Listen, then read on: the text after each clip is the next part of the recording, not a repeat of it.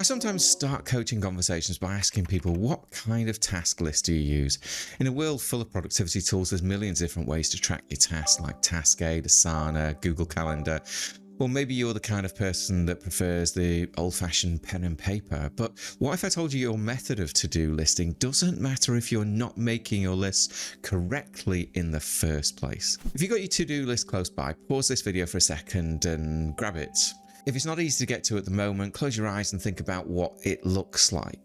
How do you feel when you look at it? Do you feel overwhelmed, exhausted, or do you feel like you're going to be in flow? To-do lists can do more harm than good, and I learned this personally myself when I was diagnosed ADHD. And it's especially true when you're using it as a kind of brain dumping ground for all of the ideas that you think up in a week. Maybe you look at your to-do list and try and get stuff done, but despite your best efforts, nothing really ever gets finished. The reason your to-do list suffers is likely because you're looking at productivity wrong, because most of us believe that productivity is about how much you can get done in a day. But actually, the more you try to do everything, the less you actually accomplish. Now, if it sounds like I've got all of this wrong, let me plead my case. My name is Phil Drinkwater. I'm an ADHD coach. I use an energy management framework very often because ADHD is often about managing how much energy and the different types of energies you've really got. I've got a particular focus on entrepreneurship, and I've been a successful entrepreneur, but I'm interested in productivity everywhere. I've spent over 20 years running my own successful businesses, and I am a very creative problem solver at heart, which eventually led me to coaching and building communities and support for ADHD entrepreneurs. And it's actually gone very well for me. My own business made 20 million sales over the years, but success didn't come from following the usual rules of working like everyone else, particularly neurotypical people. Popular trends like hustle culture and unrelenting but unsustainable discipline have never worked for me, and the chances are they won't work for you either. I've also struggled with this mindset that in order to be productive, I need to check off as many things on my to-do list as possible. But with years of experience, I've realized that productivity is more about the quality and impact of what I'm doing rather than how much I actually get done. And that protecting and respecting my natural energy is incredibly important. It's the impact of the work that is my productivity, as I say, not the minutes that I spent on it. ADHD entrepreneurs face different challenges from everyone else, especially around productivity and energy. We all try so hard to follow neurotypical strategies and expectations of productivity when the reality is they'll never actually work for us. And I see this in coaching all of the time.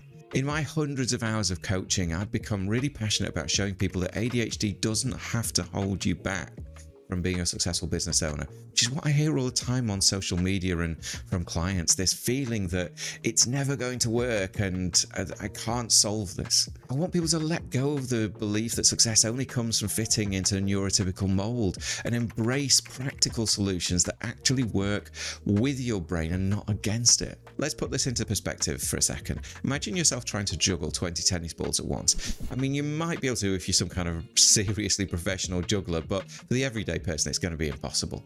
And just like productivity, the more of them you add, the harder it gets until they all end up on the floor, leaving you disappointed and demoralized, which ironically adds more balls to juggle. But if you only had a few tennis balls, just ones that really matter right now, the really important stuff, you'd actually be able to keep them in the air.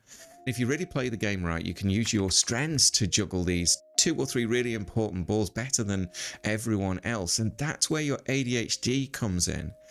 If you use the many strengths that come with ADHD, and there are a ton, you can be productive and successful in a way that works for you instead of forcing yourself into this 9-to-5 hustle discipline mindset that gets promoted but leaves you feeling crushed when you just can't manage it.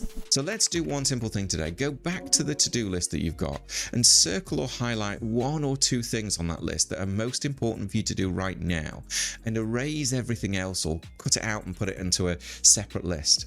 Does that feel scary, or is there a sense of relief? Now, it's important to recognize that some things that are urgent are not the most important things to do, so have a think about those strategy tasks as well. How clear are you on where your business is going? A really ADHD friendly way of thinking about this is to look at each item on your list and ask yourself, does it really need to be done now or not now? It's just 2 decisions. Take the not now stuff off and put it somewhere else, and leave the now stuff on. Simple and clear and easy for us. And you can add more onto the list when you've finished. This is one of the many ways that I recommend people design their lives to ensure that ADHD becomes an asset rather than something that holds you back. Using your strengths and supporting your weak areas through practical strategies is much more valuable than trying to drag yourself through 10 tasks and actually accomplishing only the bare minimum or exhausting yourself with hustle culture. So hopefully you check out my other videos to see more ways to look at your productivity and business life differently and design a life that works around you for your unique strengths.